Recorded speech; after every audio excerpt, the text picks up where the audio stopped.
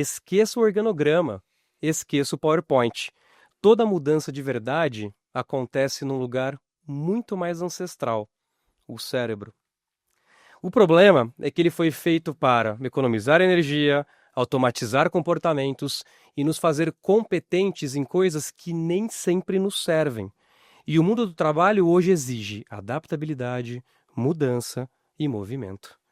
No meio dessa tensão, surge uma figura-chave chamada líder. Não como cargo, mas como regulador das emoções, de si e do grupo.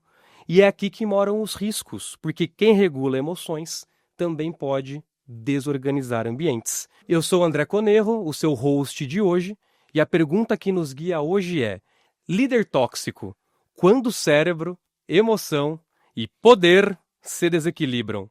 Com Carla Tiepo.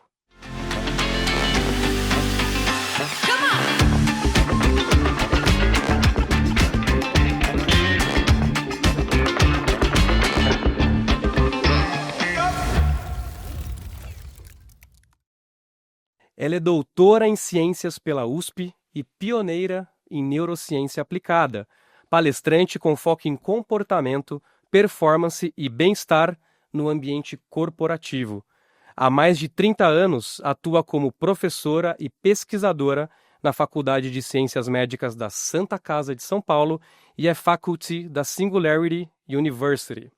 Idealizadora e fundadora da Illumine Consultoria.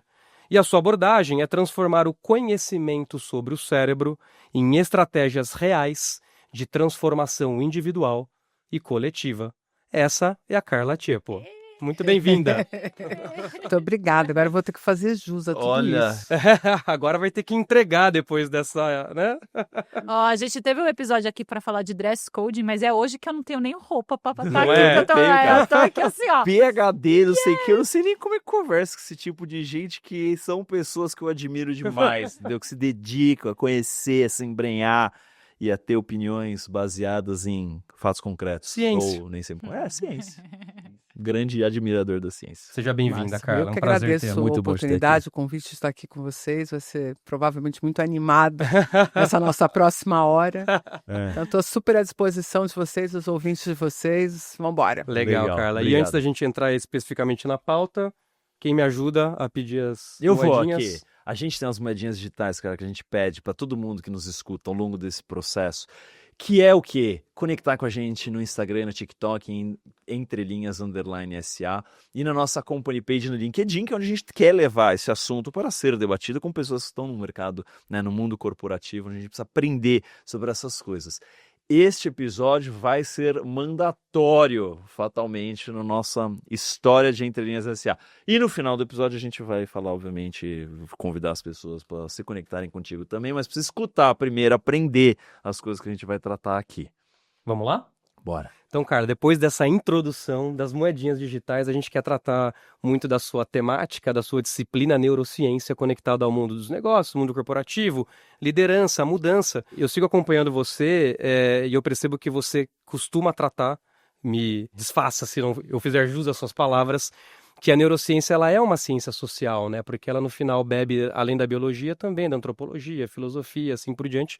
E a gente percebe que essa é uma ferramenta cada vez mais fundamental, como um ferramental da liderança para fazer as mudanças no ambiente organizacional, né? E quando a gente vai para esse lugar, na sua leitura ampla da neurociência, o que o nosso cérebro gosta ou odeia em processos de mudança dentro do ambiente organizacional? Muito bom. Essa pergunta é uma pergunta muito sensata, porque é para começar a contar a história do começo dela, né? O cérebro ele é central na perspectiva de mudança. A gente precisa compreender quais são as lógicas de funcionamento desse órgão. Como qualquer outro órgão do corpo, ele tem suas bases mecanísmicas, vamos dizer assim, né? Não são mecânicas, porque a gente não está falando de um sistema mecânico, mas a gente está falando de mecanismos de funcionamento que precisam ser compreendidos, né? Eu quero aproveitar a tua fala e dizer que só existe espaço para uma neurociência contemporânea, essa neurociência do final do século XX, começo do século XXI, se ela topar beber das fontes das ciências humanas.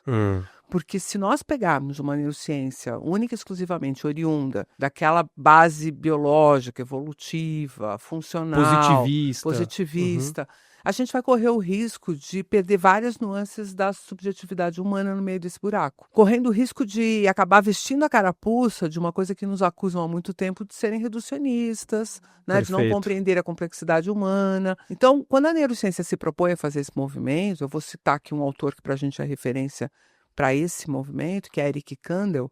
Ele ganha o Prêmio Nobel no ano de 2000, mas em 95 ele escreve um tratado que a gente considera um grande livro, né, da área, que chama-se Princípios da Ciência Neural. Ele, naquele momento, ele nem usou o termo neurociência. Ele nos propõe pensar numa ciência neural que englobaria todos os aspectos dos estudos sobre o cérebro humano. Tá. E ele vai dizer, olha, não existe esse estudo sem a psicologia. Não existe esse estudo sem a filosofia. E é curioso, porque quando você pega os principais autores da neurociência do nosso tempo, o próprio Eric Kandel, ele busca muita inspiração na arte. Ele vai buscar a abstração da arte para nos dizer, olha o ser humano aqui, olha o ser humano acolá, ó, como ele fez isso, como ele fez aquilo. Aí você tem gente que cita Proust para discutir ali, o Tempo Perdido, Em Busca do Tempo Perdido do Proust, é citado como um livro que começa com uma narrativa neurocientífica, de por que os olfatos, né, Olha. por que aquele momento ali do chá com madeleines, que começa a história toda, é de fato um elemento gatilho para a história que está sendo contada, né? Porque aí você vai explicar o olfato, a emoção. Então, aí depois você pega o próprio Damasio. O Damasio tem uma trilogia onde ele cita Descartes na primeira, Spinoza na segunda, Uau. Nietzsche no terceiro livro. Quer dizer, depois você pega o próprio Miguel Nicoleles. Ele é incapaz de Perfeito. falar sobre neurociência sem trazer física, sem trazer matemática, sem vir com as engenharias. Então, dizer que a neurociência é uma ciência biológica, oriunda única e exclusivamente dos estudos sobre o cérebro, anatomia, fisiologia, é voltar no tempo. É dizer assim, puxa, Perfeito. essa continua sendo a neurociência do meio do século XX, em que a gente estava mais procurando mecanismo de doença do que efetivamente mecanismo para a vida. Quanto a gente conhece do cérebro hoje? Porque eu sei que tem essa doideira. Por exemplo, durante uma da década de 90, começo dos anos 2000, a questão era o genoma, né? A genética, entender, saber o que estava ali dentro. Agora, a gente também olha pro cérebro e é algo ainda, enfim, não temos todas as respostas que a gente gostaria de Não ter. temos aquelas que a gente ansia desesperadamente. Ou que a gente achou que ia encontrar. Não, a gente tem umas perguntas que a gente ansia desesperadamente há muito tempo, né? A origem da consciência nos incomoda demais. Total. Muito, né? Freud, A corre gente- aqui, que começamos cedo aqui. Não, a origem da consciência é um incômodo para a nossa espécie, né? Porque a gente olha o resto da vida e não consegue ver essa consciência no resto da vida, né? A gente até tem uns ensaios ali de dizer que os animais têm algum nível de inteligência, quem sabe algum nível de consciência, se a gente definir consciência de uma forma mais aberta, né? Mas na acepção nua e crua da palavra, uma espécie que tem relações de causa e consequência, que pensa, que estrutura a linguagem, que muda o ambiente, né? Porque a gente tem um traço muito forte. Como é que a gente se adapta ao meio? A gente já não pega mais e se muda para se encaixar no meio. A gente muda o meio. Muda o meio. Né? Nós estamos aqui confortavelmente conversando. Lá fora pode estar um sol a pino que impediria que a gente permanecesse acordados ao ar livre, né? Então a gente vem, se estrutura todo bonitinho, bota um teto, bota um ar-condicionado, bota uns microfones, faz. Então a gente cria um universo para se adaptar. E isso é da nossa espécie. A gente olha para as outras espécies e não vê isso acontecer. Né? Então a gente fica com essa incômoda. Por que a gente tem isso? Né? Como funciona esse negócio? Mas essas perguntas já estão muito próximas de serem respondidas. O que acontece é que seria o equivalente a dizer para vocês assim: você sabe como é que se formam os buracos negros? Eu não. Mas alguém sabe. Entendeu? Porque alguém que está lá na ponta estudando isso, lá na fronteira do pô, conhecimento, sabe coisas que eu nunca saberei na vida. Vou ficar quietinho. Tá bom. Muito legal. Vou ficar Ô, Carla, e Não é nesse... isso? Não é essa É, Não, mas perspectiva? é Eu não vou total. saber nunca sobre isso. Porque é uma Então, coisa que tem nos fascina e nos causa medo, nos Então, causa tem incômodos. coisas sobre a neurociência que a gente já sabe, mas que é muito difícil de explicar para um leigo. Porque ele vai usar argumentos, contra-argumentos, que não cabem dentro da discussão científica. Sim. Né? Ele vai usar argumentos, às vezes, até religiosos e outros que a gente não debate. As pessoas falam, cientista não acredita em Deus. Deixa eu te explicar uma coisa, cientista não acredita. Exato. Ponto. Não Porque a gente acredita, parte do ponto. E pressuposto não da pode falsa misturar habilidade essas do... E coisas. assim, né? a Carla Tiepo, essa pessoa, ela pode ter N crenças na vida. inclusive limitantes, todo tipo de crença ela pode ter. Mas a O cientista não chapéu do tem. cientista não tem. A cientista não tem uma coisa que ela acredita ou não acredita. Ela sabe porque as evidências apontam Uhum. e ela pode mudar porque as evidências mudam. Tem Ô, hipóteses. Carla, e nesse sentido, assim... Posso só voltar O Pode. biólogo na primeira... vai, assim... Não, aceleramos. Eu queria voltar, porque acho que foi um ponto bem importante para a gente voltar a falar da neurociência aplicada à mudança dentro do ambiente organizacional, porque o André colocou desse termo, né? O que o cérebro gosta, o que ele não gosta, o que ele odeia, só para a gente trazer esse panorama inicial. Não, então, e aí era esse gancho que eu ia fazer, porque, né? Agora a minha ciência da vez não é mais biologia, é administração, né? E a administração, ela parte de um dos axiomas, de um dos princípios que o humano tem agência, né? A gente pode, de fato, mudar o contexto, mudar o ambiente. Sem agência não existiria a ciência da administração. O humano tem agência? Então, aí vai aquele debate, né? Do Você tem 5 livre-arbítrio, né? horinhas. Esse episódio é especial, ele vai durar uma semana. É a trilogia do Senhor dos Anéis. Vamos lá. Tipo isso.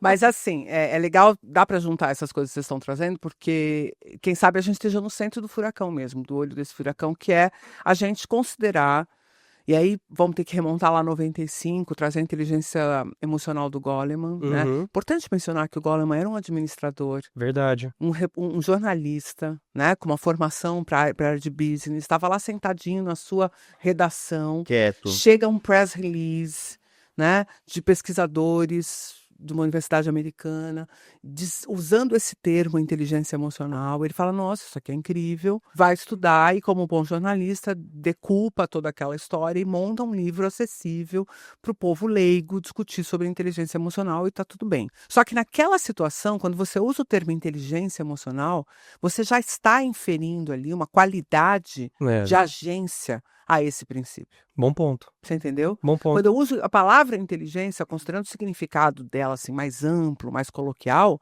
eu estou justamente falando sobre uma certa regulação sobre esses fenômenos. Quem está ouvindo do outro lado está dizendo, entendi, é para eu regular, né? Só que regular vira controle. E aí, quando vira controle, isso se torna o mal do homem, porque é impossível controlar aspectos da sua vivência emocional. E queremos controlar o máximo possível, não da existência, mas o homem quer controle sobre as coisas, ou busca isso ao longo do tempo, não? Porque disseram a ele que ele devia ter. Disseram que era isso que o diferenciava como ser humano. Uhum. Então existe toda uma história emaranhada de a gente sendo bicho, tendo emergido da natureza, botado a cabeça para fora e falar, nossa, o que é isso? E imediatamente alguém dizer pra gente, é isso e você tem que dar conta.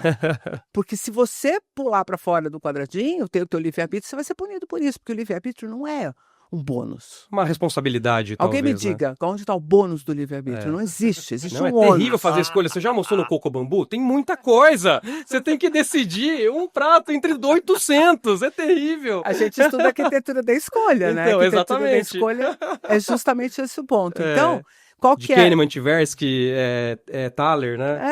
O que é que a gente vai conseguir construir como cenário de agência no ponto de vista das emoções?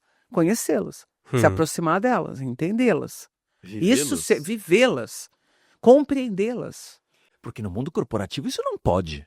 Onde já se viu ter emoção dentro do Por escritório? sorte, O que é isso? o jogo muda, né? Por sorte, o jogo muda. E não é porque a gente conseguiu fazer uma campanha sensacional. O pessoal de comunicação. Não foi. Não foi. Infelizmente, não foi um esclarecimento, né? Não foi um déspota esclarecido que mudou o jogo. A maioria é um déspota não esclarecido, inclusive. Né? O que eu acho que aconteceu foi que a coisa começou a fazer água. Crise. Né? A gente tem uma crise de saúde mental, a Sim. gente tem uma crise de performance, a gente tem presenteísmo. As pessoas lidaram muito bem com absenteísmo. Absenteísmo você é um vagabundo. Você não vem no trabalho, você manda atestado. Você não precisa, eu não quero você na minha companhia. Agora, outra figura eu tô aqui, me diga o que eu tenho que fazer. Não tem nada para fazer, então eu vou ficar aqui com o celular. Né? Agora tem um negócio para fazer, eu vou lá e faço. E todo mundo é aqui que já tocou um negócio, que conhece um time, que já tentou fazer alguma coisa, sabe que o que você precisa é que as pessoas olhem para o negócio e falem, eu vou fazer tal coisa. Porque senão você, né, sozinho, você tem que pilotar tudo aquilo. Então é melhor você ter um conjunto de robôs que te obedeçam. Sem dúvidas. Aí começa aquela história, nós vamos trocar essa pessoa que só responde só responde demanda. Eu realmente preciso dela como um indivíduo, ou isso pode ser uma inteligência artificial? Pode ser um recurso que não seja um recurso humano. Né? A Mirtes vai ter muito trabalho nos próximos meses. A Mirtes é a terapeuta. Psicóloga, entendeu? Ela vai estar ferrada. Ô, Carla, nesse sentido, né? Mas eu preciso responder a pergunta da Não, então, e aí assim, eu vou te dar um elemento, vou te fazer uma pergunta que deve levar Perfeito, se não levar, eu volto a sua resposta. Nesse Até sentido, o final do programa eu consigo. Nesse sentido, o que é liderança para você, na sua interpretação? Muito bem. Então, eu tenho, na verdade, não é só uma interpretação, né? A gente tem colocado isso em prática, isso tem se transformado em ações dentro das organizações. Porque o problema está posto, né? Então, vamos voltar para a história. A gente está com um universo de pessoas que não conseguem fazer suas entregas. Perfeito. Aí você pode fazer a primeira leitura superficial disso. É tudo um bando de vagabundo. Ninguém quer nada com nada, tá todo mundo querendo fruta. A geração Y, Z, quem quer que seja, tá desengajada. São os descompromissados da vida. Eles não querem nada com nada. Ou a gente contou uma história pra eles que a gente não conseguiu entregar. A geração X foi a primeira que tomou a bordoada no meio da cara. Nem a aposentadoria que tinham prometido deram. Agora nem casa própria consegue. Não, a X tem casa própria. Ah, não, perfeito. A X tem casa própria, só que ela não conseguiu se aposentar. E ela contou pros filhos que se trabalhasse. Você vai fazer um dia você vai chegar lá. É aquela do adicionar. Você vai ter casa própria. Outra é casa própria aposentar. Casa própria aposentar e a viagem e longevidade. Disney. Você precisa viver 120 anos agora, você tá tirando. Sim. Ainda tem que viver 120 anos. Exato. Senão você não com qualidade. Gente, senão você não cumpriu o mínimo, né, do que foi proposto para você. Então, o que vai acontecendo com as próximas gerações? Essa promessa de vocês é idiota. Vocês estão jogando um jogo que eu não vou jogar. Vocês estão malucos. Ah, mas por dinheiro. Deixa eu te explicar. O dinheiro que vocês estão me dando, eu não tô conseguindo resolver o lado de cá. Eu tô ficando no meio do caminho. Eu não resolvo aqui, você está me matando. Aí o líder, você quer saber o papel da liderança nessa história? É contar uma história que convence essas pessoas. Que seja real. Que seja real, porque precisa convencer. Você não está lidando com um bando de idiota. Você não está lidando com uma massa de manobra, porque a massa de manobra você não precisa mais ter na companhia, lembra? Você está trocando todo o teu chão de fábrica, você está trocando a operação básica, daqui a pouquinho você não está mais contratando ninguém para tocar serviço de estagiário. Você vai ter que, obviamente, a empresa vai ter que resolver como é que ela treina pessoas. Fica aqui o parênteses, né? Mas não vai ter mais essa entrada para a pessoa fazer um trabalho básico. Sim, para começar a entender o ambiente, a cultura, então, nós vamos ter aqui um relacionamento. descasamento, obviamente, do treinamento, da atração, da retenção de talentos. Mas o que são esses talentos que eu quero e o que esse líder precisa fazer para retê-los? É realmente desafiá-los num lugar em que eles se sintam crescendo. Sintam que aquilo que está sendo feito acrescenta valor para a vida deles. E deixa eu explicar, as companhias têm muita dificuldade de fazer isso. Até porque o líder que está ali, ele próprio não entendeu essa mudança de mentalidade. Então ele ainda acha... Quer ser questionado? Não quer... Não, e ele ainda acha que é só cobrar e punir. E falar mal das novas gerações. E fica falando mal das pessoas, entendeu? Fica falando mal das pessoas. Mas eu sou perfeito. Lógico. Eu sou e líder, como que a neurociência explica esse fenômeno? Porque assim, então beleza. Então, a crise está posta, a gente está, ou eu pelo menos estou compreendendo que parte da responsabilidade talvez seja a ausência ou a não ação dessa liderança, por incompetência ou por, enfim... Acho que por desconhecimento. Por desconhecimento. Então, incompetência no sentido de não ter conhecimento. O que eu acho que o problema do líder... E isso serve também para outras áreas do conhecimento. Eu vou dizer assim, quando engenheiros resolvem tratar de pessoas, e eu não quero fazer com isso nenhuma crítica a alguém, generalização. Ou alguém ou alguma profissão. Estou querendo dizer, quando você está num campo e você vai tratar de uma coisa muito distante daquele teu campo, você sofre de Dunning-Kruger, certo? Você sofre de Dunning-Kruger. Depois não sei nada. Você lê meia dúzia de capítulos de um livro e fala, não... Tranquilo. Agora... Eu sou uma pessoa inteligente, porque se eu sou um engenheiro, ou se eu sou um matemático, ou se eu sou um administrador de empresa, se eu sou um grande executivo, se eu sou um grande vendedor, e eu me sinto muito potente em relação a como eu converso com as pessoas, tal, eu realmente me sinto potente nisso, eu vou usar o que a gente chama de folk psychology, psicologia do botequim. Entendeu? Então existem argumentos que convencem. Não, são afirmações que se repetem, exaustão. Ninguém faz nada se não for cobrado. A meta é importante para que as pessoas se esforcem. Então, tem muitas psicologias de botequim rodando dentro do ambiente organizacional. Cara, adorei esse termo. E é super interessante isso que você fala, né, cara? Porque eu tô estupefato de ver a quantidade de pessoas, até no LinkedIn, que se denominam neurocientistas. Ah, não, mas aí eu te conto por quê. Aí é um outro problema. É outro problema? Porque assim, outro as pessoas problema. não são cientistas e nem entendem do neuro. Então assim, por que estão juntando isso? Leram Eu te 3 conto, frases. eu te conto. E pode ser que eu tenha alguma culpa nisso. Tá, vamos... Fique com a gente, vem aí. Que gancho, hein? Que puta, Que gancho, hein?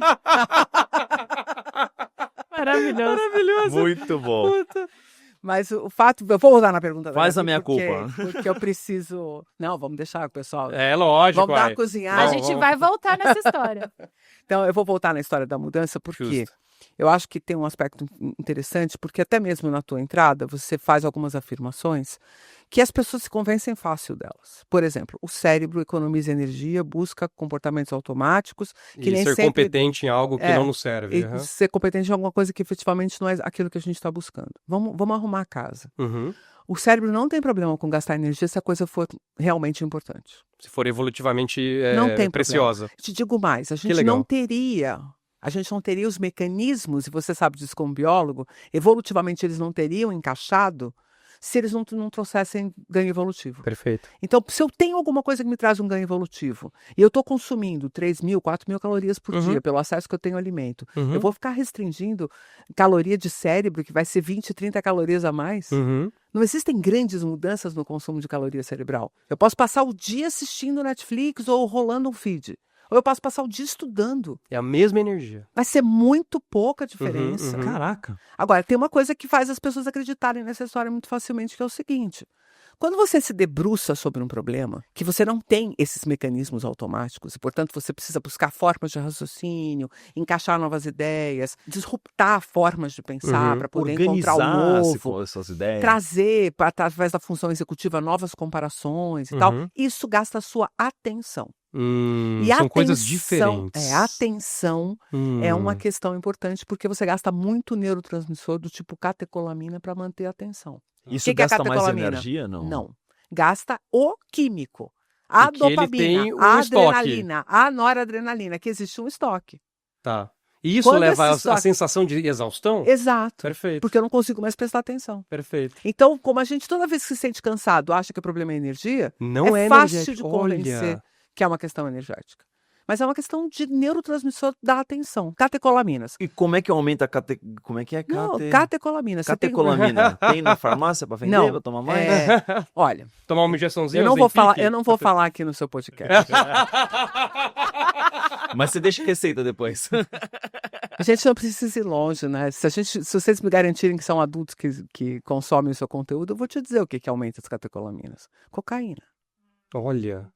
É isso que dá para as pessoas a A gente sensação abriu um novo de cocaína business da cocaína ser tão interessante, né? A cocaína não tem a ver com a dopamina? Sim, as Tem- catecolaminas é Ah, são noradrenalina, precursores? Não, as catecolaminas são.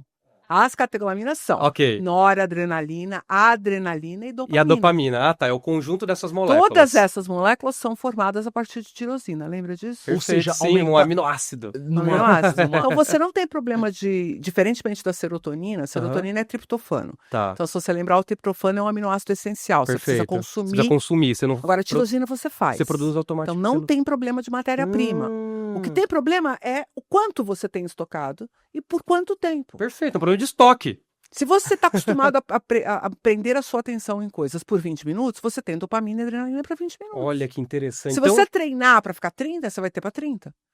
Se você Caraca, treinar ou para seja, ficar 1 hora, você vai ter 1 hora. A conclusão que eu chego aqui Super é legal. essa epidemia que a gente está de consumo de informação muito rápida, coisa muito rápida, está prejudicando a nossa capacidade de se prender atenção. de prender E a num gente põe a assunto culpa na durante mais energia. A gente tempo, põe a culpa que é o na que energia. demanda para a gente poder aprender em E última a gente põe a instância. culpa na E eu ponho energia aqui, e no tô sem cérebro. energia para aprender. Que Na legal. verdade, eu tô viciado em coisas pequenas e não consigo olhar Você nem pra um- treinou. Essa Você é não a tá diferença treinando. de alguém que fala da boca pra fora é superficial e alguém que entende do assunto. Só um disclaimer.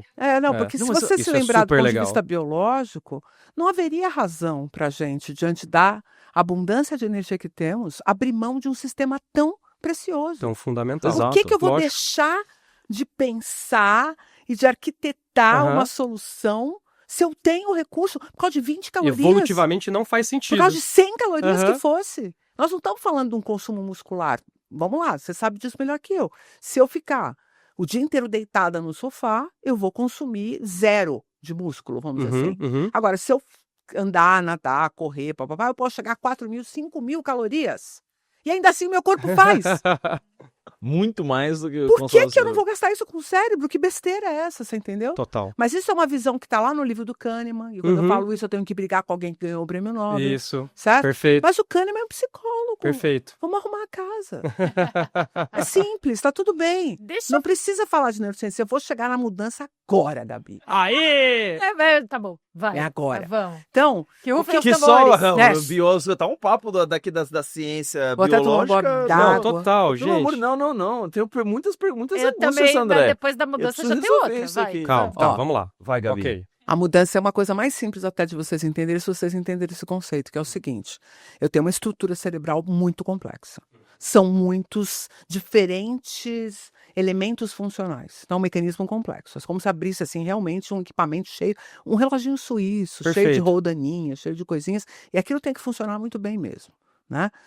Agora, os circuitos que eu monto, eles montam para atender demandas minhas. Então, os comportamentos que eu tenho, o que eu faço, o que eu vejo, tudo como eu estruturei, atendeu a uma demanda. Perfeito. Nunca nada veio de graça. Ah, mas você chora, faz mimimi. Porque eu fui rejeitado quando era criança. Aquilo me serve alguma Porque, coisa. Você entendeu? Por que Aquilo aquela tem uma narrativa- função para mim. É. Então, quando você me pede para mudar, você está me pedindo para pegar o pássaro que eu tenho na mão e trocar pelos 2 que estão voando. E a gente fala isso com tanta É uma grande naturalidade e besteira, nunca né? questiona. Mas dá pra fazer isso. Tem que fazer, Tem que fazer. nos tempos que a gente está vivendo. Sim. Mas é uma quebra de paradigma. É que tá cada vez mais rápido esse processo. E aí eu tenho que cada vez abandonar mais pássaros, que eu acho que estavam ótimos. Tão Eu bonitos. tinha um pássaro lindo, eu tenho que abrir mão desse pássaro Lindo, aqui, uma que eu pena acabei... maravilhosa. Nossa, eu fiz um curso de Excel. Não precisa Não mais. precisa. Eu estou os últimos 3 anos me enfiando em fórmulas incríveis de Excel, e a hora que eu tiro a cabeça para fora, ninguém mais quer fazer nada em Excel. Pô, zoaram. Me sabotaram. Aliás, essa é uma tem frase, né, um que falam apego, muito. né? E tem Meu um apego, Deus. tem um apego a tudo isso que eu Sim. fui. Então me disseram que eu, como líder, tinha que cobrar, tinha que botar meta, tinha que ir pra cima. Então agora não, agora você tem que ser bonzinho, segurança psicológica. O cara fala, não. Como que eu vou fazer isso? E olhar pra trás é muito mais simples, obviamente traz o Deixa eu conforto, ver olhar se pra frente é uma doideira. eu tô... Vai lá, Gabi. Se eu tô entendi. igual, Gabi. Quando você faz a analogia do relógio suíço, então, do ponto de vista do cérebro, as pecinhas que foram montadas ali foram para produzir aquele resultado, aquele pássaro. É de pena vermelha. E aí você me fala que tem que ser amarelo. Em todos os campos, tá? Porque isso vai acontecer no nível do conhecimento, no nível da função executiva, que é como eu faço, como eu penso, como eu tomo decisão. Posso usar um Como- exemplo muito idiota? Sei lá, Pode. eu moldei o meu cérebro pra aprender a andar. Pra aprender a nadar, ele tem que ter uma adaptação ali. Não, tudo bem, quase mas que aí isso. você percebe o que acontece, que aí que pro cérebro é muito maneiro. Hum. Andar, você anda na terra, nadar, você anda na água. Mudou o contexto, muda o comportamento, tá tudo bem. Tá bom? O Sim. problema O problema é o é... mesmo O mesmo contexto. contexto eu tenho que Isso. mudar. Se você tivesse que voltar a andar de 4, meu amigo. De É costas. isso. De Mas costas. agora você só cócoras. pode andar de costas. É. Agora você só pode andar com o joelho. Eu vou embora. Eu não já passou da minha capacidade cognitiva aqui. Não, vou ficar porque eu vou adaptar. Não, mas você percebe que a Sim. questão é o contexto? Perfeito. Então, Sim. legal, eu tô me relacionando com você, você tá me entrevistando, eu tenho um jeito de responder as coisas, tal. Eu chego aqui e você fala pra mim, Carla, só que, ó, eu quero que você fale tudo que você for falar, só que você não pode falar de cérebro, de neurociência, você não pode tocar no tema neurônio, combinado? Combinado. Aí você pergunta. Desespero. Não, eu vou ficar uma idiota. Não, eu não precisa ir muito longe. É. Eu tenho um pouco de dificuldade de me apresentar em inglês. Ah. Se a gente começar a conversar em inglês aqui, eu vou falar e tal, mas tem que parar a câmera, porque eu, entendeu? Realmente me sinto intimidada. Eu acho que isso tem a ver com o fato de eu ter muito domínio da língua portuguesa, então quando eu mudo para o inglês eu me sinto meio idiota, Uhum. certo? Sim. Exatamente esse é o contexto. A gente está falando aqui, eu sei o que eu tenho que falar, eu tenho segurança em português. Em Eu sei português. falar, eu sei o assunto, é Em a língua português, que é... em português. Perfeito. Se você me mandar para o inglês, eu vou começar a ficar tão preocupado com o inglês que eu não consigo performar no tema. No conhecimento que você tem gigantesco. Então eu vou começar a poder voltar para o português? Poder voltar para o português? Eu vou ficar desesperada querendo voltar para o meu modelo. E o que acontece com as organizações? Vocês estão percebendo isso? Assim, precisamos de diversidade, de inclusão, trazer pessoas novas, mudar o jogo, a forma como a gente lida com o Inovação, diferente, não sei o que tal. Vamos, tá bom, entendemos, tá. Tá. Contrata. Aham. Aí contrata um monte de pessoas de grupos minoritários, não sei o quê, enche, colore, bota um monte de maluquinho lá pra dentro, né? Pode vir de A bermuda, galera vai vir de puff. bermuda, faz o que você quiser, chama os homossexuais, aí a gente se dá bem porque eu sou homossexual, então vambora e tal, estamos felizes da vida. Deu a primeira coisa que não foi exatamente como você esperava. Quem que é o falando? culpado? Tá vendo? Falei pros 6 Que isso aqui não ia dar certo. que isso não ia dar certo, né? Ou a gente, não, agora vamos fazer um negócio de segurança psicológica, as pessoas se colocarem, papapá. Aí começa muito mimimi, falei. Eu não sei quem foi que inventou isso aqui. Quem inventou isso aqui? Na Não minha sabe época- nada de governança corporativa. Eu acho que o maravilhoso é justamente a emoção, né? Precisamos trazer emoção para dentro do escritório, as pessoas vão poder falar disso. Aí o primeiro fala assim, hoje eu tô triste. Pô, mas não pode estar triste aqui no trabalho, tem que Não, estar mas tá feliz. triste por quê? Mas tá triste porque a empresa é tão boa Deixa pra em você. casa isso. O salário, não. O seu salário é ótimo. Alguém pega o salário dele pra gente analisar aqui. Não é possível. E assim, e de Entendeu? onde tudo que era vem... segurança psicológica, É. tudo Vai que por água era... abaixo. Vai por água abaixo. Ô, Carla, e de onde vem esse nosso ímpeto, assim, de sempre buscar causas para efeitos, mesmo que as causas não sejam essas? Do tipo que você falou, é a diversidade que é a causa desse problema.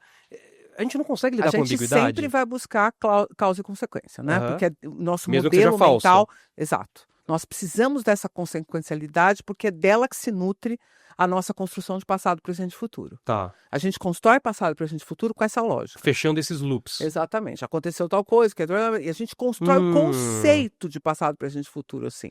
Então isso está na estrutura do nosso pensamento. Tá. Se a gente quer vender uma tese, qualquer elemento que ajude você a compor essa tese, você vai colocar sobre a mesa. Né? Então a tua tese eu acho uma besteira esse negócio de diversidade e inclusão. Por Você quê? já tem esse pressuposto. Na minha cabeça é simples. Eu preciso das melhores pessoas. Não me interessa quem seja. Uhum. Não me interessa se a pessoa chega aqui de cabelo todo trançado, tatuado o corpo inteiro e tal, mas for o melhor programador de TI, nós vamos contratar. Balela. Balela, certo? Certo. Porque você não vai dar nem espaço para essa pessoa Perfeito. estar na entrevista. Essa pessoa não vai sentir que aquele ambiente é para ela, né? Então tem milhares de coisas aqui Certo. que são vários vieses que atrapalham. Mas o papo tá posto. Tá, eu concordo, tá bom, vamos trazer isso aqui. A primeira oportunidade que eu tiver de criar uma relação de causa e consequência entre aquela mudança que foi proposta e um resultado que eu não queria, um resultado que eu estou amargando, eu vou fazer isso. Eu vou colocar sobre a mesa com raciocínio liso, Sim. simples. E que né? vai fazer sentido, igual uma E que as LLM, uma pessoas IA vão falar, generativa. Vai fazer exato, percebe como é Ela fácil montar sim. argumento? Todo mundo que está vendo a LLM performar consegue perceber um ser humano medíocre operando. Excelente ponto. O ser humano medíocre operando é aquilo. Junta os lecos, creca. Faz uma relação de causa e efeito espúria, nada a ver, mas Não, com e relação que está se valendo da frequência com que aquilo acontece, não isso, com a qualidade porque é uma com que ferramenta aquilo acontece, probabilística. né? Então, é ponto. O negócio é simples até de se compreender. Agora, o remédio é amargo. Porque você tem que levar as pessoas para um nível de autoconsciência, para percepção, elas vão ter que se dar conta de que elas fazem isso, e não é simples, né? Quando eu tenho 30, 35, 40 e ganho um cargo dentro de uma organização, eu quero que meu modo de pensar e de ver as coisas seja implementado, porque eu acredito nele, foi ele que me trouxe até aqui, eu não cheguei até aqui à toa. Entendeu? Então, o problema de quem assume a liderança, e aí o tema do nosso episódio de hoje é bem interessante, né? Porque ele entrelaça aspectos do poder com a emocionalidade e que vão dizer para o indivíduo o seguinte, agora é tua hora, você fez tudo o que você fez para chegar aí. É o seu prêmio. Então, agora performa. Ah, mas eu performo, mas eu quero usufruir desse poder. Então, eu quero que as coisas sejam do meu jeito. Ah, mas a hora que eu cheguei aqui estão falando que eu preciso ser colaborativo, que eu tenho que ter escuta Bem ativa, agora?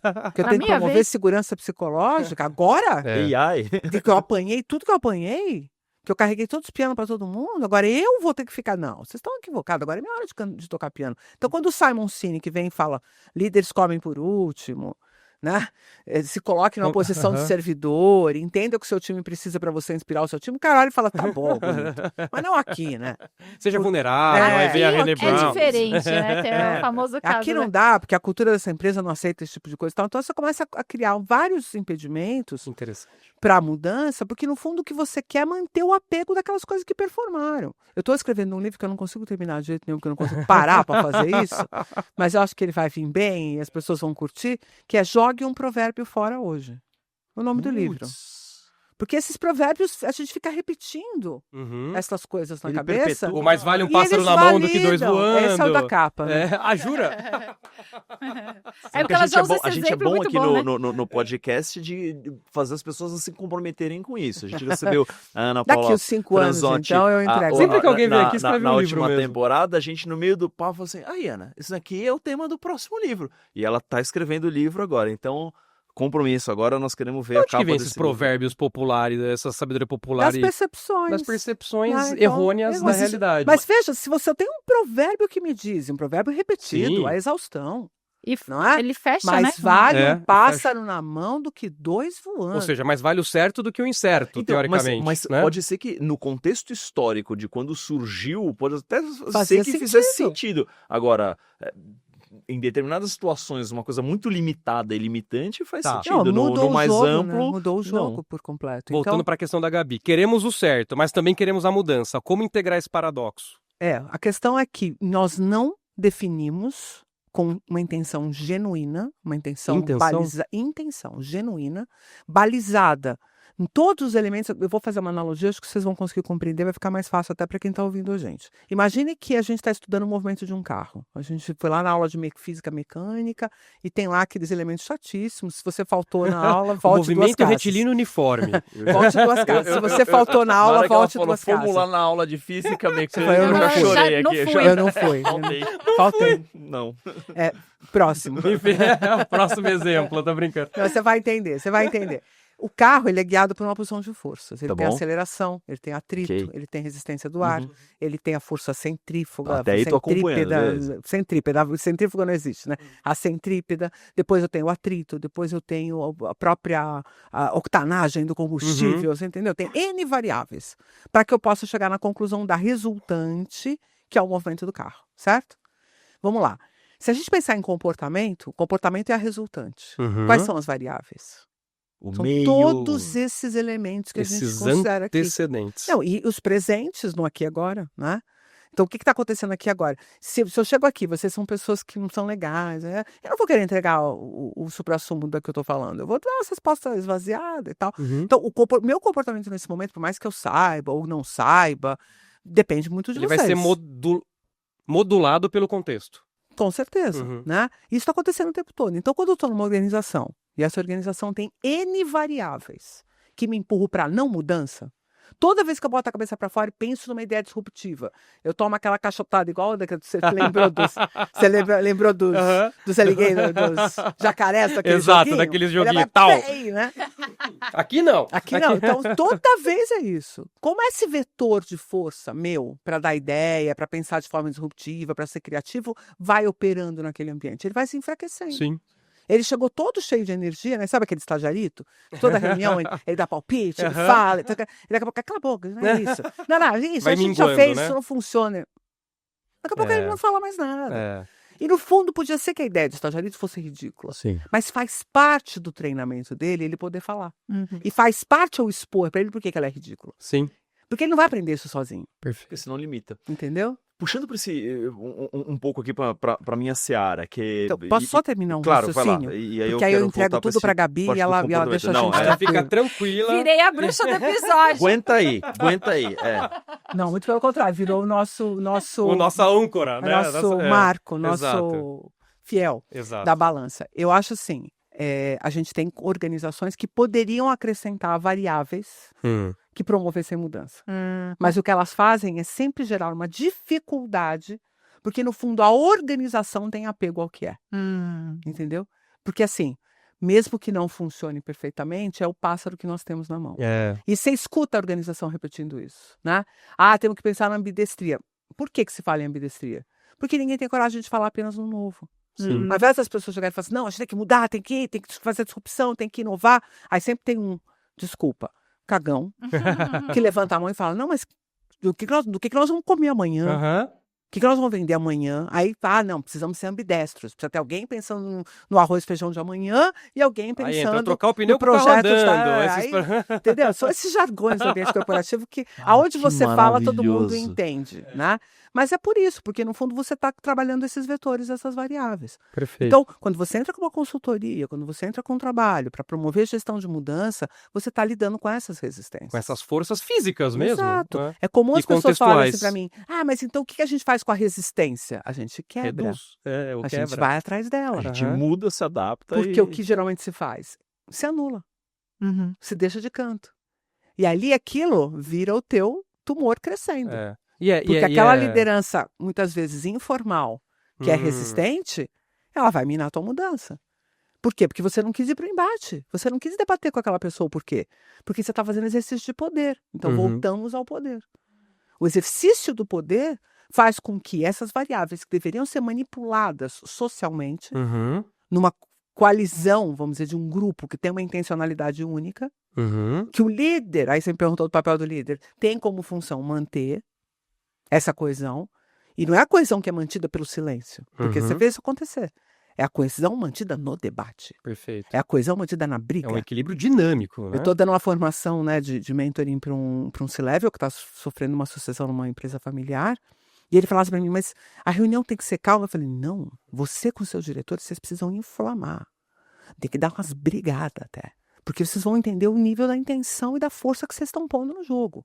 O que não pode é, depois dessa sala, onde tem N-1, vocês saírem espalhando a fofoca, a rádio peão, espalhando a briga para os seus liderados, porque o primeiro time, isso quando eu falo geralmente dói muito neles, mas o primeiro time de um diretor não são os seus gerentes. O primeiro time de um diretor são os outros diretores. Os Pares, né? Então primeiro você trabalha com o seu time, primeiro você constrói uma narrativa. Você cria um ambiente possível para mudança. Você fomenta e vai em todas as objeções, trabalha com as objeções. A consultoria de gestão da mudança faz isso. E depois você começa a desdobrar e exigir das pessoas o comprometimento por aquela mudança. Porque você já ofereceu o recurso, você já ofereceu a visão, você já ofereceu um ambiente emocional onde a mudança é possível, que é um ambiente que é receptivo ao erro, Sim. que é receptivo à falha. É necessário. Quantas vezes você não faz uma mudança? Uma coisa simples, você muda um sistema. Você trabalhava lá com o sistema X e muda para um Y. A pessoa é tão apegada no X que ela faz o que ela faz no X e manda transportar para o Y. Você dobra o trabalho dela, porque você não foi lá e perguntou para ela, mas por que você tem que ficar com o X? Escuta ela explicar o X. Aí ela vai dizer que ela faz isso, aquilo. Aí você chama um cara do TI e fala para ele assim, olha, tem isso no X que precisa ter no Y. Senão eu não vou querer que fulana mude. Entendeu? Perfeito. Mas não, o líder geralmente toma a dor do cara da TI. Do cara que estava implementando o sistema, ao invés de tomar a dor do seu time. Porque o outro tem que se adaptar. Isso me fez uma na história. imagem, Carla, que tenho 3 crianças, né? Então, meu universo infantil é amplo.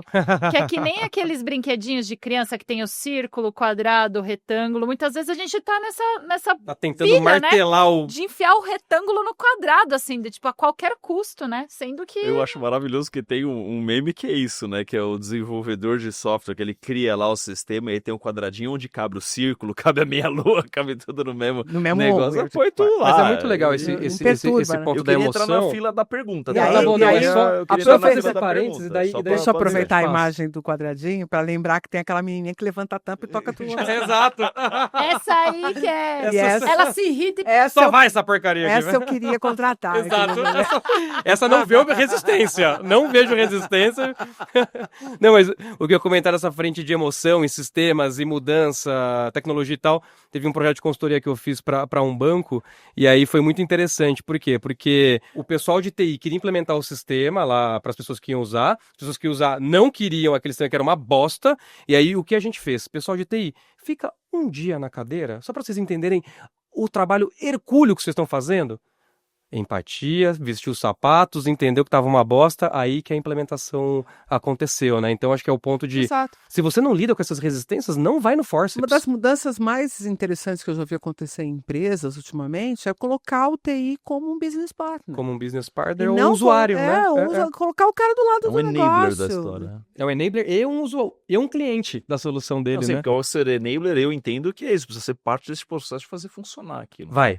Para mim me fascina, e tem tudo a ver aqui com o nosso tema de liderança tóxica, que é esta correlação do mundo da liderança, da influência e de conseguir navegar o jogo político, influenciar pessoas, mudar comportamentos. Como é que a neurociência, o que ela está olhando, ou como é que ela explica, sei lá, onde ela aponta que devem ser comportamentos das pessoas para lidar com este jogo político e influenciar pessoas? Bom, a gente obviamente podia descrever aqui uma opção de qualidades que a gente esperaria que líderes tivessem, mas também liderados, né? Porque eu acho que a gente joga muito a conta para as costas do líder e acaba infantilizando um pouco os times, né? Eu tô olhando no mesmo nível ainda para tentar simplificar, porque daí acho que tem uma correlação de poder também, Tem, que nem super queria forte. entrar nesse... enfim, mas... Sim. Mas o que eu imagino que a gente tem que considerar aqui é que nós temos 2 sistemas de aprendizado. Tá. É óbvio que a gente precisa abrir espaço para novos aprendizados, mas esse espaço que se abre não é esquecendo coisas antigas. Fala-se muito desaprender. Esvazia sua xícara. Não é assim que funciona. É um acúmulo. Porque não existe problema de espaço. Nós não estamos falando de um sistema finito. Muito pelo contrário, ele é absolutamente infinito. 16 gigas só aí. Não, é muito mais do que isso. Assim, não é comparável com um processador que a gente tem conhecimento. Claro. Também não vai ser um processador quântico, porque ele não opera na mesma base, né? Mas o que o cérebro faz, ele faz de forma única e de forma infinita, não é finita. A atenção é finita, os elementos que a gente está trazendo são finitos. Então, eu não preciso esvaziar nada para aprender uma coisa nova. Eu só preciso mudar a gerência do valor. Então, é assim, eu estou aqui com vocês e tal, e se a gente toma um café, eu vou querer fumar um cigarro? Vou, se eu fumasse. Como eu não fumo, entendeu? Parei de fumar há muito tempo atrás, não virá o desejo de fumar. Mas esse circuito da fumante continua existindo dentro de mim. Ele só não opera mais. Exato, a palavra atrofiar é boa. Tá. Né? Porque ele é biólogo mesmo, tá? Comprovado. Comprovado. Ele ainda não trouxe o suricato. Não consigo. Eu tento sair da biologia. Deixa, a biologia não sai de você. Mas atrofiou no sentido que você está pensando. Perdeu a força, não é exatamente como um músculo, sim. porque ele não é uma questão de hipertrofia, de aumento de tamanho e tal, mas a circuitaria, os mensageiros químicos, a atividade elétrica daquele circuito. Aquelas engrenagenzinhas do relógio. Elas diminuíram de força. Então, quando vier agora um estímulo, por exemplo, você não acabou de tomar um café, o que vai fazer agora? Não vai vir o cigarro, porque ele é muito fraco em mim. Até acontecer alguma coisa emocional, eu ver alguém, por exemplo, começar a namorar com um crush novo que fuma, isso pode mudar o jogo. Porque esse circuito existe lá. Entendeu? Então a gente pode ter recaídas, inclusive do ponto de vista de comportamento. Sim. Eu posso ter conseguido resolver na minha vida ser uma líder mais compassiva e realmente ter estruturado isso para um processo de mudança, mas acontece no dia 31, eu estou para bater a meta, cai o sistema, eu fico sem acesso. É possível que eu ligue lá no TI com um comportamento um pouco diferente. Um pouco mais agressivo, talvez, assim. Um pouco diferente. Que é alguma coisa que está em mim, entendeu? Não surgiu ali naquele momento. Então eu não vou desaprender. Essas coisas vão sendo acumuladas, né? E não tem problema isso. A questão é que a força desses circuitos é que vai sendo trabalhada. Certo. Então agora um circuito que não fuma é prioritário, predominante em relação ao que fuma. Mas, e tá tudo bem. Mudando o contexto, pode ser que ele volte Entendi. com força. Isso vai me trazer uma recaída, espero que não, né? Mas se isso me trazer uma recaída, vai fazer eu passar ali na padoca, comprar uma assim, uma caixinha de Marlboro, que era que a única vermelho. coisa que me faz olhar e falar, eu fumava, entendeu? Ainda tem uma memória em algum lugar e tal. Então o que a gente precisa compreender, e que é o que eu trabalho muito nas organizações? Nós temos 2 sistemas de aprendizado. Tá. Nós temos um sistema de aprendizado que depende da nossa emocionalidade. Tá. Então, se eu falar coisas que entregam valor para vocês, perguntas que vocês já tinham, curiosidades que vocês já tinham, coisas que vocês falavam e não entendiam muito bem o porquê, cara, isso vai ter uma cola emocional. Você vai falar, pô, a cara me entregou um negócio que é valioso. Agora, se eu contar uma outra história qualquer, eu posso contar até uma história muito valiosa para mim, só que não tem valor nenhum para você. Vai passar batido. Daqui uma semana você nem lembra que eu falei sobre isso. Então, o nosso cérebro ele tem muito mais elementos para esquecer do que para lembrar. Tá. Certo? Inclusive tem um autor que chama Ivan Esquerdo, que durante um tempo foi o melhor cientista do Brasil, mesmo sendo argentino, machuca um pouco, eu sei. Mas ele é o meu avô científico, ele foi orientador da minha orientadora. Que legal. E ele tem um livro chamado Arte de Esquecer. Porque é muito importante que você saiba o que é para lembrar e o que é para esquecer. Diante de todas as experiências que a gente tem, seria um desgaste da nossa atenção manter informações desnecessárias. Inclusive, existe uma doença que chama-se hipermnese, que é um inferno, que a pessoa tem reminiscência o tempo inteiro. Caramba. E não consegue nem pensar na vida, porque ela não esquece nada. Caraca. Certo? Mas é uma doença. Então, esse é um sistema que o que for marcado emocionalmente, de noite vai ser revisto. E se dia após dia esse tema retornar, você voltar a falar sobre ele, você perceber a importância dele novamente, der valor para ela pode começar a entrar essa informação em momentos específicos do seu dia. Tá. Então, você foi fazer uma formação comigo de neurociência e liderança, eu consegui te convencer que um dos aspectos mais importantes da liderança é realmente compreender empaticamente o seu universo e oferecer recursos para as pessoas e tal. Isso vai, no dia seguinte você conta para ele, depois no outro dia você conta para ela. Isso vai sedimentando. Isso vai sendo construído como uma ideia que vai se fortalecendo, você checa essa ideia com diferentes cenários, e aí emocionalmente você valida. Tá. Começa a correr o risco dessa ideia introjetar-se no seu comportamento. Olha. Certo? Mas não garantiu que você vai fazer daquele jeito. Aí eu tenho que lançar a mão de um outro sistema de aprendizado. E esse é mais bonitinho ainda. Por quê? Aí tá na base daquela história que você me perguntou lá no começo e tá na resposta da Gabi também. Tá. Que é assim, quando eu consigo desenhar uma intenção genuína sobre alguma coisa, então, eu convenci tanto você, e você testou tanto essa ideia que você falou assim, não, a partir de hoje eu só posso ser um líder se eu for compassivo. Não tem outra possibilidade de liderança para mim. Vai começar a acontecer que no dia a dia, quando você não for, vai entrar um sinal de erro. E aí você começa a treinar uma circuitaria que está buscando entregar aquela intenção para você a partir de um mecanismo muito interessante. Porque não é sobre acertar. É sobre não errar. É sobre não errar. É o lapidar o erro, né? Ajustar a rota. Mas olha que interessante, porque se eu estivesse buscando apenas o acerto, haveria um único comportamento possível. Perfeito. Se eu estou buscando aqueles que não são erros, eu valido vários. Perfeito.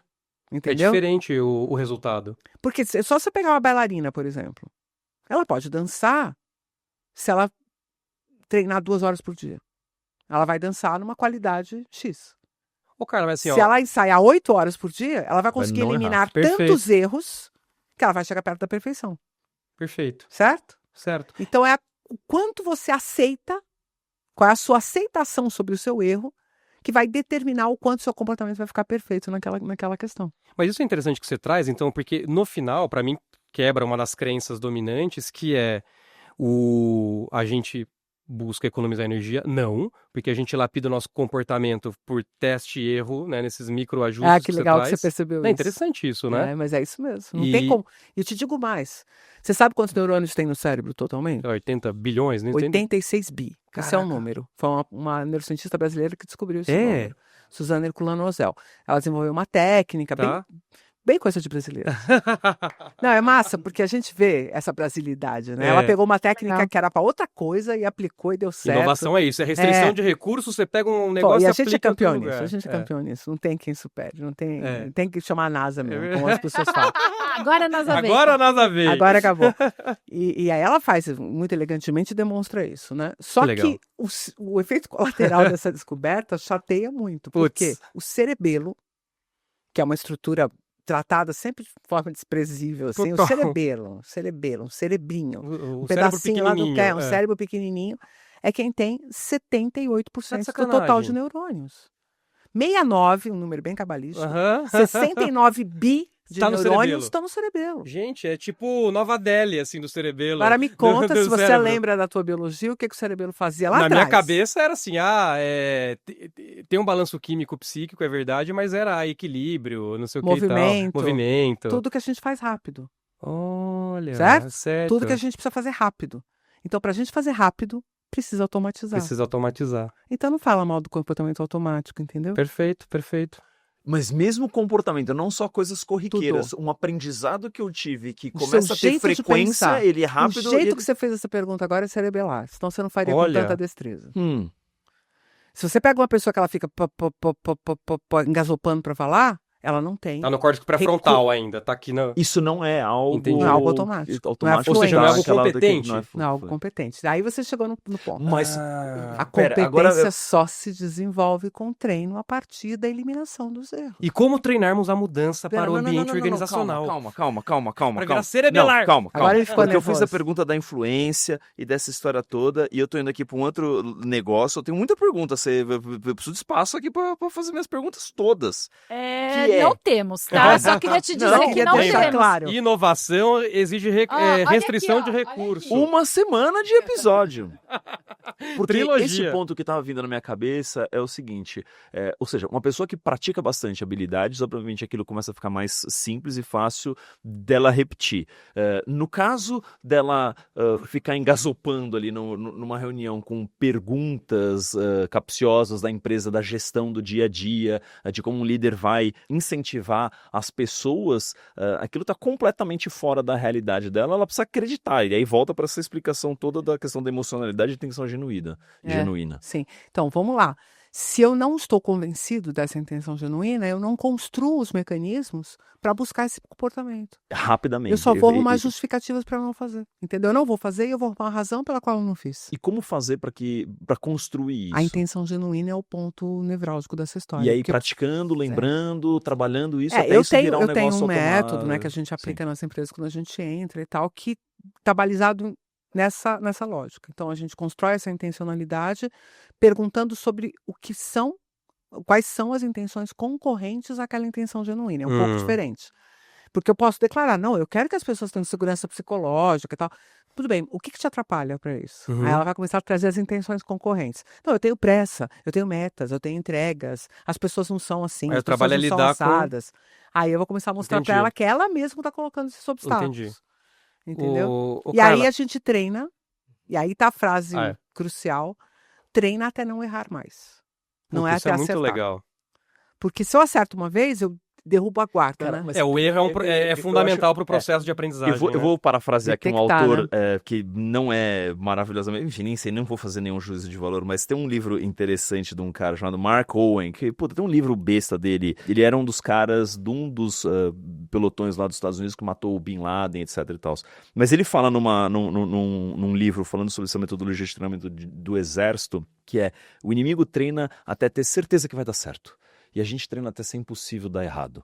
Que é um pouco desta lógica. É treinar para conseguir Exatamente. rapidamente se adaptar a Exatamente. qualquer É, o resultado é imprevisibilidade diferente. e conseguir Exatamente. chegar num resultado que é aquele mais adequado para Então a eu devolvo situação. tua pergunta. O sistema automático, ele está a serviço de quê? Ele está a Excelente serviço de aumentar a eficiência. A eficiência barra a competência, né? Exato. Então você está O- querendo brigar com um cara que te entregou valor até hoje. Perfeito, perfeito. E Dizendo é um que a processo zona de conforto, desconstrução.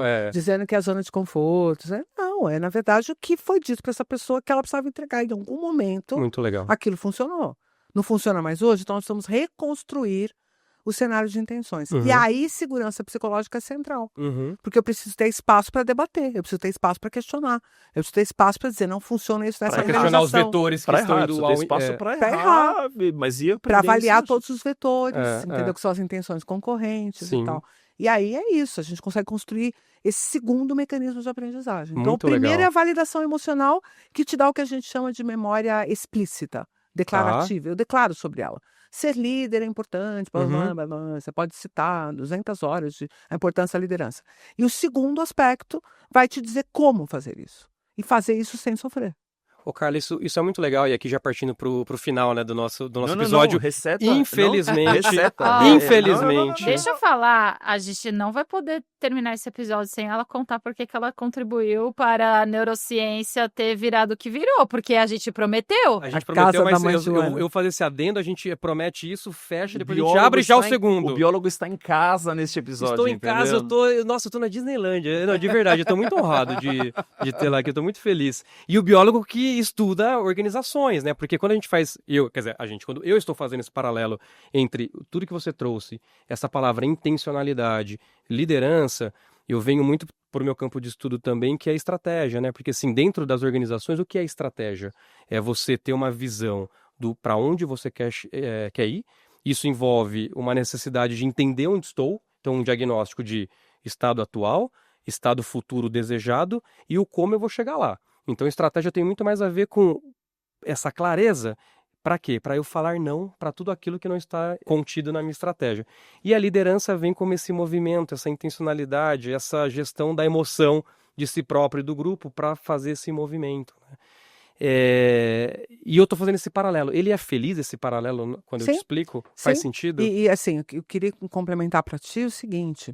Se você me perguntou de controle, de agência lá atrás, né? Isso.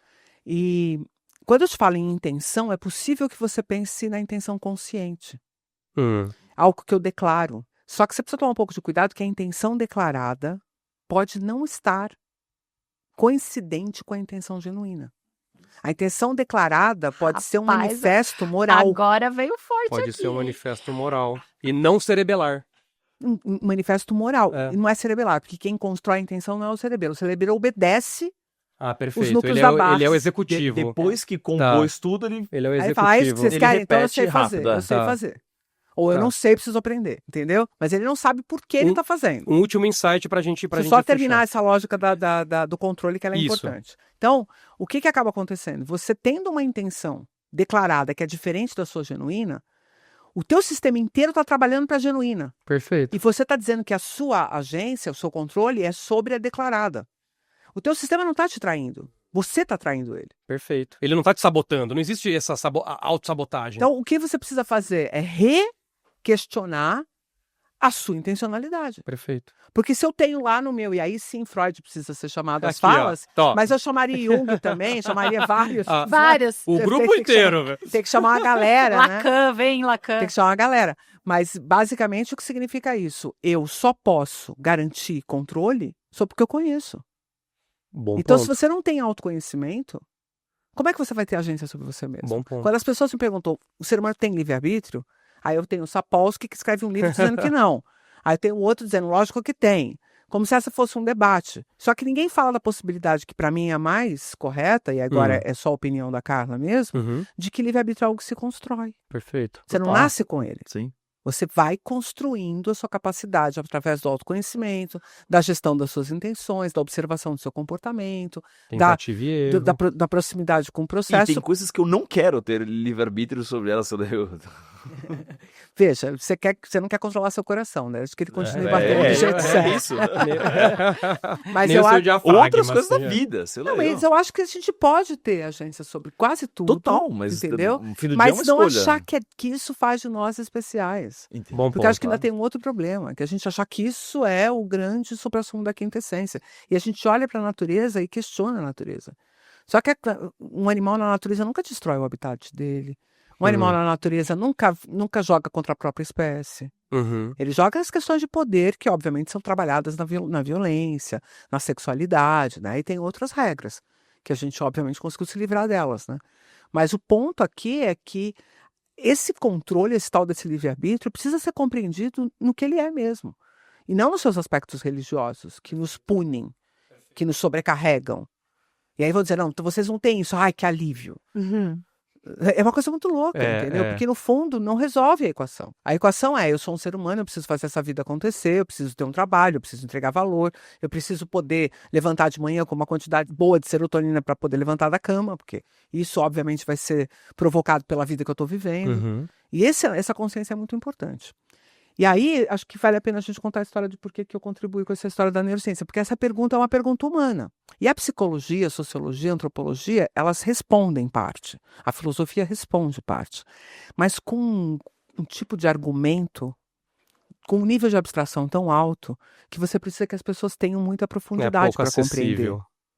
Então, ela não é para todo mundo. Isso é muito ruim. De quando você vê um livro tipo O Mundo de Sofia, agora eu desenterrei, né? Mas O Mundo de Sofia, sei lá, nos anos 90, ele esclareceu uma porção de coisas da filosofia para pessoas leigas. É verdade. E aquilo foi um movimento bom. Só que o que a gente fez, inclusive aqui no Brasil? Tiramos do ensino médio a filosofia, a sociologia, a antropologia.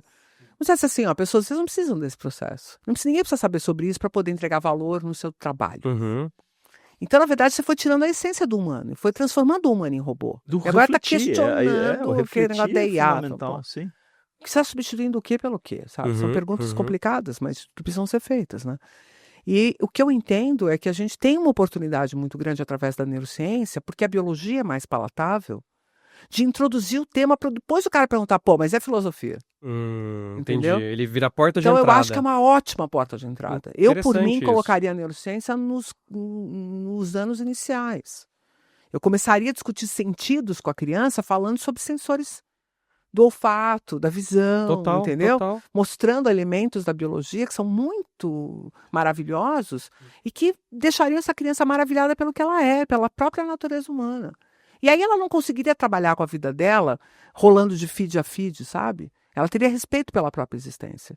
E não ficaria comendo o tempo dela enfiado com a cara no celular. Entendeu? Respeito pela própria existência Isso e é não pesado. rolar feed. Ó. A tia puxou a orelha. Não, Nossa, olha a tia chinelada, puxou- tipo, a tia chinelada. puxou a orelha. Ó.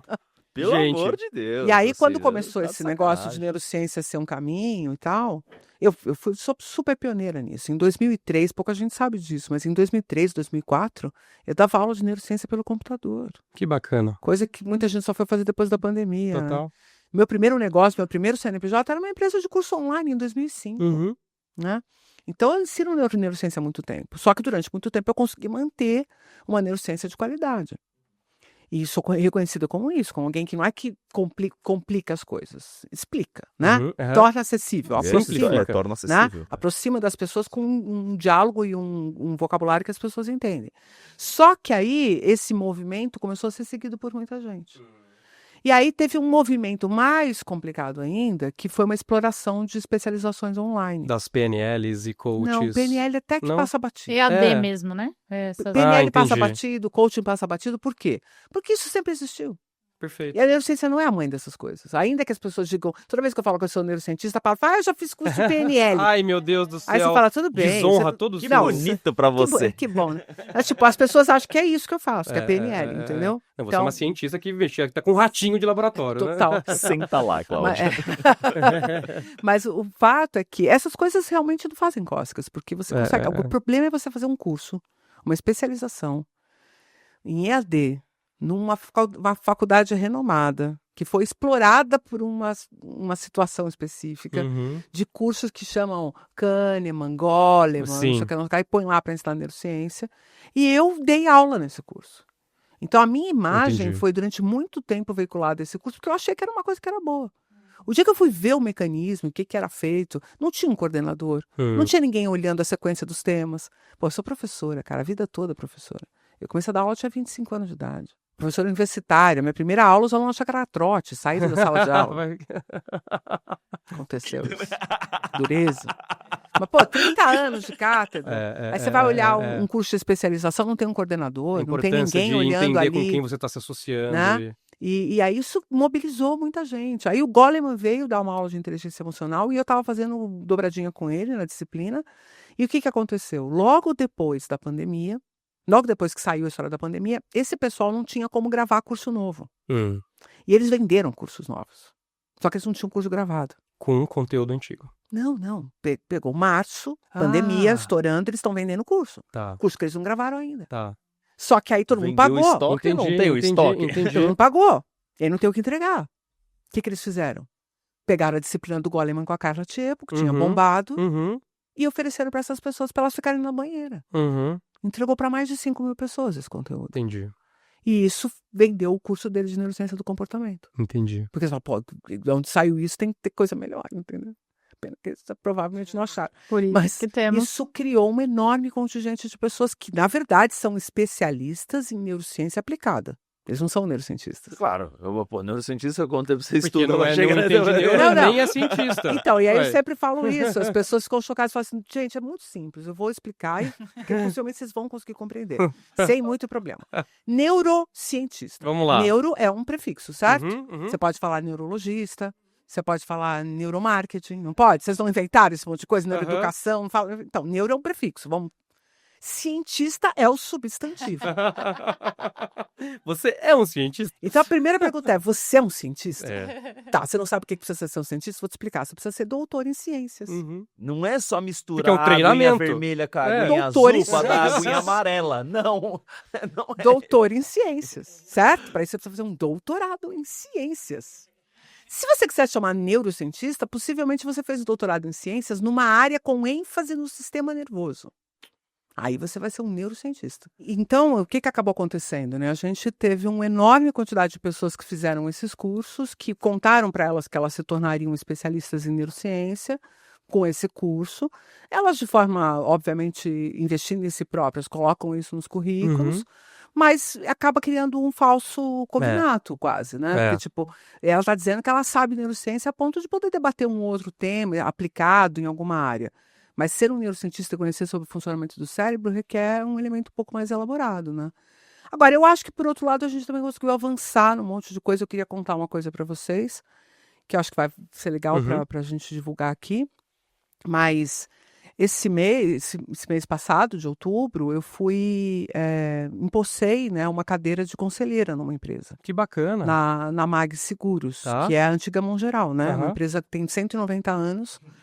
E que pagou o prêmio lá da Princesa Isabel, né? A gente brinca. Né? Mas é verdade. Pagou é a empresa que pagou a pensão mais longa da história e tal. Tem uns marcos interessantes. Mas é uma empresa que olhou para o neurocientista, que interessante, que está lá no ambiente corporativo e falou: acho que eu preciso da opinião dessa pessoa aqui no conselho também, né? Então, é a primeira vez, pelo menos que a gente tem notícia de que uma neurocientista mesmo, né? Assumiu uma posição dessa. Eu tentei buscar no exterior para ver se tinha alguma outra referência, não achei. Super legal. Né? Então, pode ser que a gente esteja diante aí de uma coisa absolutamente inédita, mas que pode estar inaugurando um novo tempo para esse debate da gestão de pessoas, gestão das emoções, gestão do comportamento dentro das organizações. E das lideranças. E eu já tenho conseguido fazer bastante coisa nesse sentido. Então, acho que a gente tem que reclamar que tem muito neurocientista saindo pelas frestas das redes sociais, né? Mas, ao mesmo tempo, entender que isso é um movimento que pode contribuir com as organizações, se bem feito. Né? Claro. E eu, bem feito. De minha parte, faço minha pós-graduação presencial lá na Santa Casa, né? Aproveitar para deixar o jabazinho aqui. Não, à vontade. Esse é o momento. Nesse sentido, encaminhando, Carla, onde que as pessoas te acham para continuar esse debate ou bebendo da fonte de que você tem trazido aqui? Bom, eu tenho um canal no YouTube que está meio abandonadinho lá, porque a gente está criando uma estrutura de conteúdos nova, chama Nada Trivial, mas tem vídeo para burro lá. Tem um canal com uns 30 mil assinantes lá, é bem parrudo. E tem bastante coisa, dá para beber bastante coisa lá. O Instagram é o lugar onde eu acabo operando mais, né? Onde eu tenho o maior número de seguidores. Carla Tchepo mesmo? Carla Tchepo, com 2 P's de pato. Esse é o único detalhe que atrapalha as pessoas às vezes. No LinkedIn é a mesma coisa. Legal. Também tem lá uns seguidores, a gente publica bastante conteúdo. Mas aonde eu realmente dou aula, né? Que as pessoas falam, como é que eu aprendo com você? É lá na Santa Casa, que é a minha casa desde sempre, onde eu comecei a dar aula com 25 anos de idade. E lá eu tenho 2 cursos que eu coordeno. E dou aula também. Santa Casa de São Paulo. Santa Casa de São Paulo. Chama-se Faculdade de Ciências Médicas da Santa Casa de São Paulo, né? Perfeito. E aí o curso deles chama-se Neurociência e Aplicada à Educação, Neurociência Aplicada à Educação. E o outro a gente conseguiu transformá-lo agora em um MBA. Para dar uma certa diferenciada, né? E poder dizer que realmente é voltado para negócios. Ele chama Neurociência e Futuro Sustentado de Pessoas e Organizações. É um curso que já tem mais de 10 anos. Eu me orgulho de ter dado esse título para um curso há 10 anos atrás, né? Mostrando que a gente está antenado com essa história da sustentabilidade humana há bastante tempo e a gente acredita muito na neurociência como ferramenta para isso. Maravilha. Então, convido a todos a acompanharem esses conteúdos aí. Estaremos lá. Estarem perto da gente por lá. E para vocês verem como curadoria é importante, a gente trouxe no Entre Linhas uma neurocientista mesmo, que é entendeu? neuro e cientista. Então, se você é curador, cabeça oca aí, não vai chamar qualquer pessoa com, né, assim, as pessoas estão estudando. O amigo que fez o curso livre de de 45 minutos no Udemy, entendeu? Não. É isso. Por favor. Gente, muito obrigado então pela audiência, Carla. Nossa, amanhã tem mais, palavras... a gente vai continuar de novo. Sem palavras pela gentileza de ter vindo presencialmente e entregue tanto conteúdo para nós. Uma honra, verdade. Obrigada, de coração. Então, obrigado, Gabi. Obrigado, Pedro. Comigo. Valeu. Tchau, gente. Tchau, Nos vemos na próxima.